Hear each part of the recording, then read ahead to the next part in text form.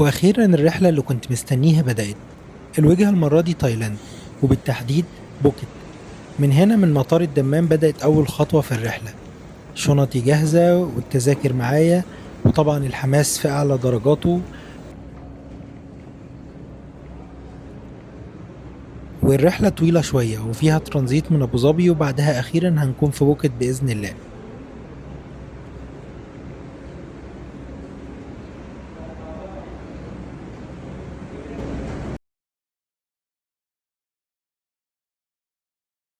الجو في مطار الدمام كان هادي شوية، وبدأنا إجراءات السفر، وبعدها رايح على الطيارة بإذن الله. هنا طبعا ابتديت ارتاح شوية وانام لان الرحلة طويلة. وصلنا ابو ظبي، وهنا عندنا الترانزيت. مطار ابو ظبي من المطارات اللي فعلا بتخليك تحس انك في نص الرحلة، مش مجرد محطة توقف وخلاص. نزلت وبدأت ادور على البوابة علشان استغل الوقت قبل الرحلة اللي بعدها. وهنا طبعا دي لقطات من مطار ابو ظبي، وده من اجمل المطارات اللي شفتها في حياتي. ودي لحظة الإقلاع. من أكتر اللحظات اللي بحبها في السفر هي لحظة الإقلاع، لأنك بتحس إن كل اللي أنت كنت بتخطط ليه بقالك فترة خلاص ابتدى يتحول لحقيقة.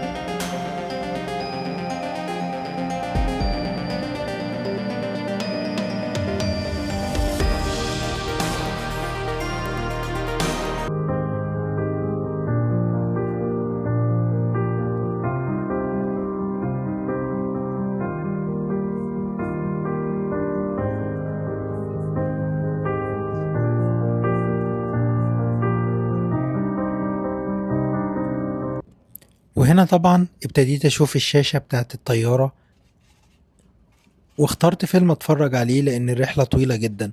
ولكن للأمانة طيران الاتحاد من أكتر ولكن للأمانة طيران الاتحاد من أكتر شركات الطيران المريحة جدا، والتعامل بتاعهم محترم جدا. الكراسي مريحة وواسعة، ومش هتحس بالرحلة.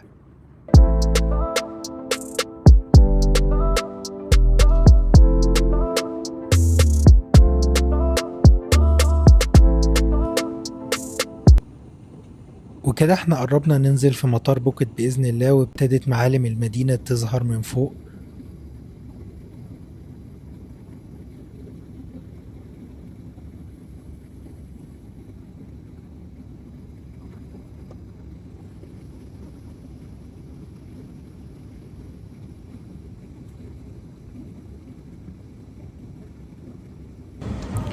أول لحظة بعد ما نزلنا من الطيارة كان إحساس مختلف شوية.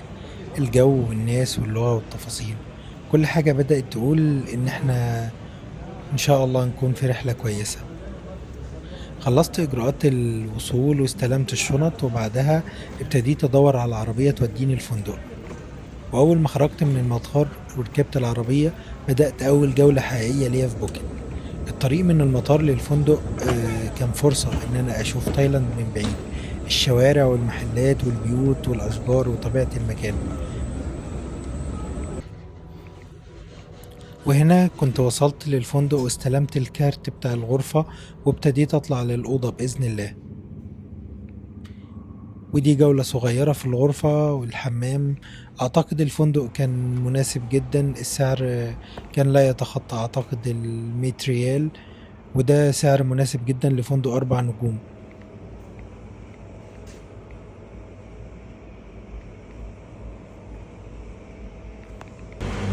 طبعا أنا لسه واصل دلوقتي، موجود في كريب باتونج. وابتدت تمطر اهي، بس الشارع حيوي والمكان جميل جدا للأمانة. دي الغرفة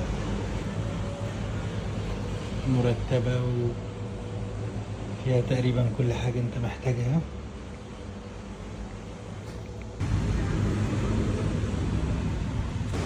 تاني يوم صحيت على أول صباح ليا في تايلاند، وبعد الفطار والاستعداد قررت أبدأ اليوم بجولة واحدة بس في واحدة من أشهر الأماكن التاريخية في بوكيت، الأولد بوكيت تاون.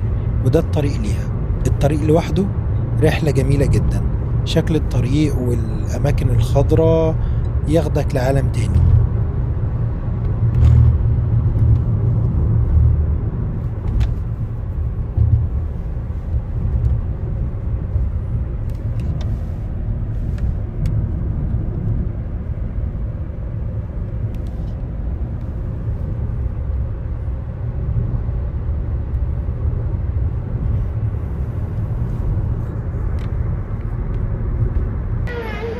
هنا كنت وصلت هالو مانجو، واحد من أشهر الأماكن في أولد بوكيت تاون. موجود فيه عصاير ومانجا من أشهر الأماكن اللي موجودة في تايلاند كلها، وناس كتير جدا بتجيله من دول كتير جدا علشان تجربه. والحقيقة إن طعم المانجا والعصير فيه كان أحلى مانجا دقتها في حياتي. المكان زحمة شوية ولكن الأسعار في المتناول. العصير ده كان سعره تقريبا 200 بات، يعني لا يتخطى 30 ريال.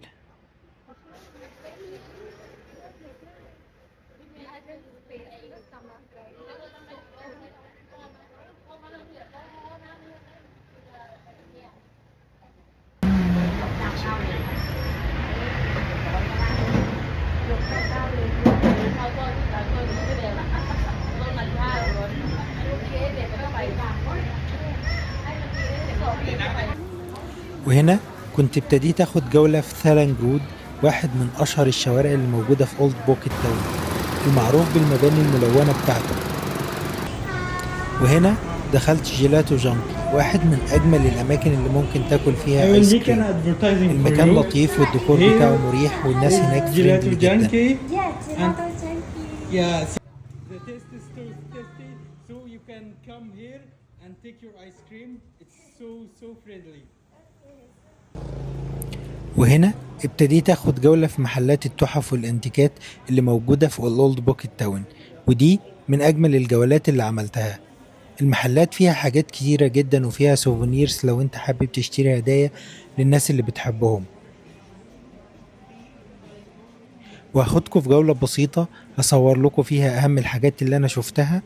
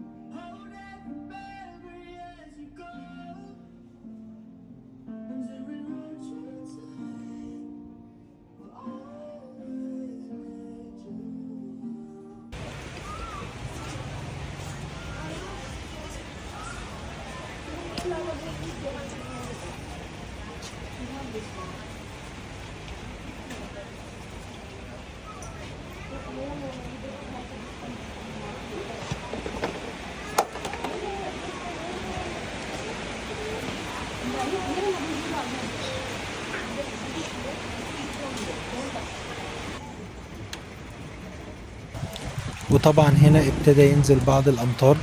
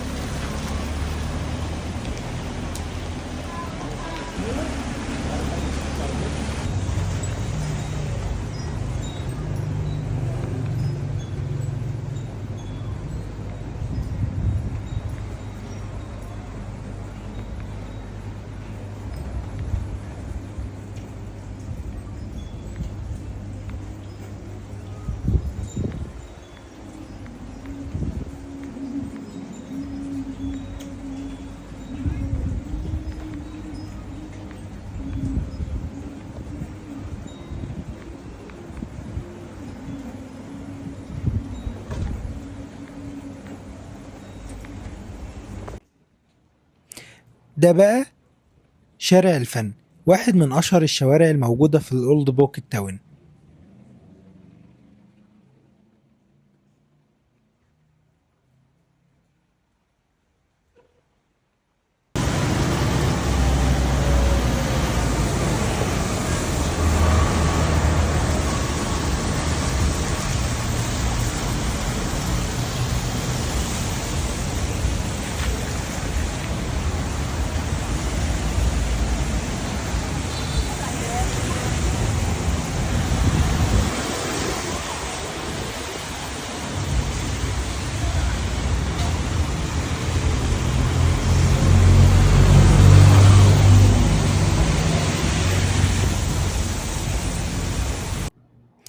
وبعد ما خلصت شارع الفن واتغديت في مطعم تركي، رحت لشارع الميد تاون أو وسط البلد، وده من أجمل الشوارع اللي شفتها، المعروف بالمباني البيضة بتاعته والإضاءات اللي بتبقى بالليل كأنها تحفة فنية. الشارع جميل جدا ومناسب أوي للتصوير، لو انت بتحب التصوير هتاخد فيه أحلى صور. وبعد ما خلصت الميد تاون قررت ان انا اشوف الغروب في واحد من اشهر الاماكن اللي ممكن تشوف فيها الغروب في الاولد بوكيت تاون. المكان ده بيسموه كاو فيو بوينت، وده بتشوف من خلاله بوكيت كلها. من نقطة عالية جدا بتشوف المدينة بالكامل، والمكان فيه كافيهات ومطاعم وتقدر تستمتع فيه بوقت جميل جدا، ومن أكتر الأماكن المناسبة للتصوير كمان، لأن الإضاءات بالليل شكلها بيكون تحفة فنية.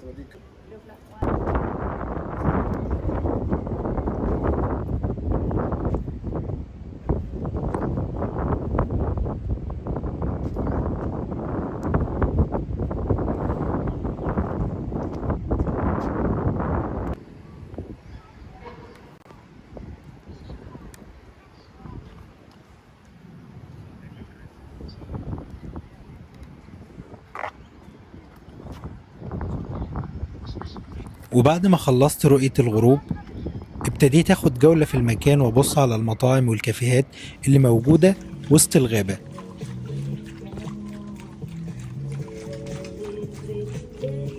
لحد ما لقيت كافيه مناسب وقررت ان انا ادخل اخد نسكافيه او اشرب حاجة وارتاح شوية.